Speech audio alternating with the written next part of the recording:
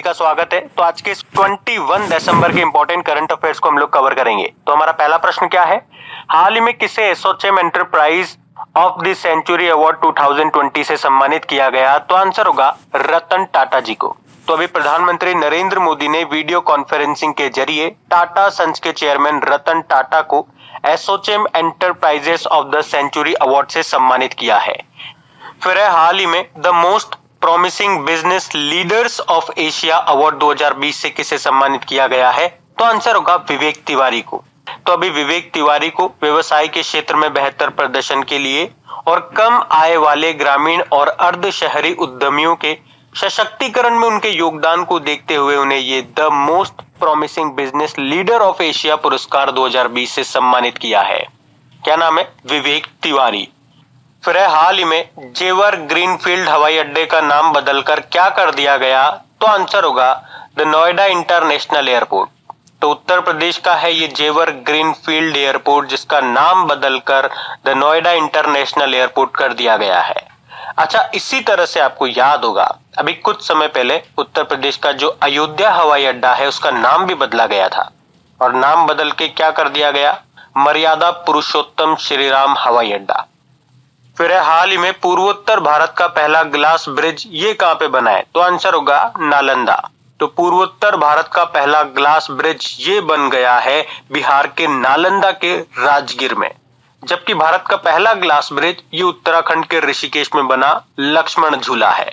तो आप इसे यूं भी तो बोल सकते हो कि ये भारत का दूसरा है और पूर्वोत्तर भारत का पहला ग्लास ब्रिज है जो बना है बिहार के नालंदा में। तो ये आपको याद रखना है। फिर है इसरो के स्पेस सिचुएशन अवेयरनेस के लिए समर्पित कंट्रोल सेंटर का क्या नाम है? तो आंसर होगा नेत्रा। नेत्रा की फुल फॉर्म होती है network for space object tracking and analysis. तो ये जो नेत्रा है ये भारत के अंतरिक्ष की परिसंपत्तियों की निगरानी, ट्रैकिंग और सुरक्षा करेगा। या आप यूं भी कह सकते हो कि अंतरिक्ष परिसंपत्तियों की निगरानी रखने के लिए जो नेत्रा है इसे लॉन्च किया गया है। फिर है हाल ही में किसने अपनी गो ग्रीन पहल शुरू करने की घोषणा की है? तो आंसर होगा टाटा मोटर्स ने। तो इस पहल के तहत टाटा मोटर्स हर नए कमर्शियल व्हीकल की बिक्री के लिए और हर नए ग्राहक जो अपने वाहन को कंपनी में सर्विस के लिए लाएगा उनके लिए एक पौधा लगाएगी, और ये पौधारोपण का पोषण भी करेगा और ग्राहक को एक सर्टिफिकेट और बागान के जियोटैग किए गए स्थान के साथ एक लिंक भी प्रदान करेगा। गो ग्रीन पहल के तहत जो कि शुरू की है टाटा मोटर्स ने ग्रीनरी को बढ़ाने के लिए। फिर है हाल ही में अंतरराष्ट्रीय मानव एकता दिवस इंटरनेशनल ह्यूमन सॉलिडिटेरी डे ये कब मनाया गया? तो आंसर होगा 20 दिसंबर को। तो विश्व में एकता का संदेश देने के लिए संयुक्त राष्ट्र ने 20 दिसंबर को अंतरराष्ट्रीय मानव एकता दिवस घोषित किया, और इसे मनाने का मकसद है लोगों को विविधता में एकता का महत्व बताते हुए जागरूकता फैलाना। फिर है हाल ही में आईटीबीपी के एडिशनल डायरेक्टर जनरल के रूप में किसे नियुक्त किया गया? तो आंसर होगा मनोज सिंह रावत को। अच्छा, वैसे इसके जो डायरेक्टर जनरल है वो तो एसएस देशवाल है, और अब एडिशनल डायरेक्टर जनरल का नाम भी आपको याद रखना है मनोज सिंह रावत, क्योंकि इनका नाम इसलिए भी इंपॉर्टेंट हो जाता है क्योंकि ये आईटीबीपी के पहले एडिशनल डायरेक्टर जनरल है।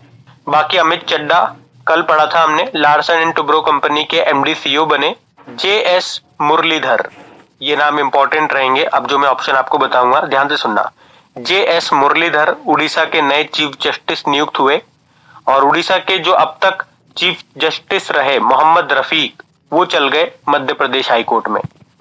फिर है आईसीसी महिला विश्व कप 2022 की मेजबानी कौन करेगा? तो आंसर होगा न्यूजीलैंड। तो अभी आईसीसी ने साल 2022 में जो आपके महिला विश्व कप होने वाले हैं उसका शेड्यूल जारी कर दिया है।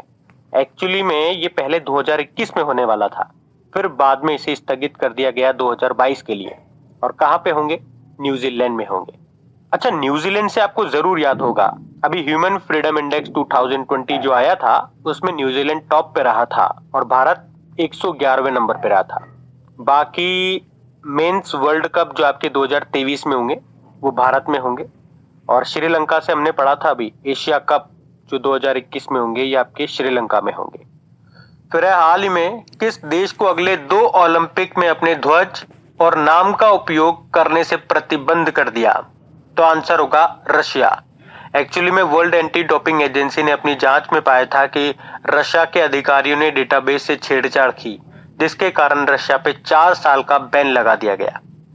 फिर है भारत अंतरराष्ट्रीय विज्ञान फिल्म महोत्सव यानी कि इंडिया इंटरनेशनल साइंस फेस्टिवल 2020 की थीम क्या है? तो आंसर होगा आत्मनिर्भर भारत और वैश्विक कल्याण के लिए विज्ञान। तो 22 दिसंबर 2020 से इंडिया इंटरनेशनल साइंस फेस्टिवल 2020 का आयोजन किया जाएगा और ये वर्चुअली प्लेटफॉर्म पर आयोजित होने वाला सबसे बड़ा साइंस फेस्टिवल होगा। फिर अगला प्रश्न है, हाल ही में इकरा ने वित्त वर्ष 2020-21 में भारत की जीडीपी ग्रोथ रेट कितना रहने का अनुमान लगाया? तो आंसर होगा माइनस का 7.8%। इकरा ये भारत की रेटिंग एजेंसी जिसकी फुल फॉर्म होती है investment information and credit rating agency. GDP का मतलब क्या होता है? ग्रोस डोमेस्टिक प्रोडक्ट, सकल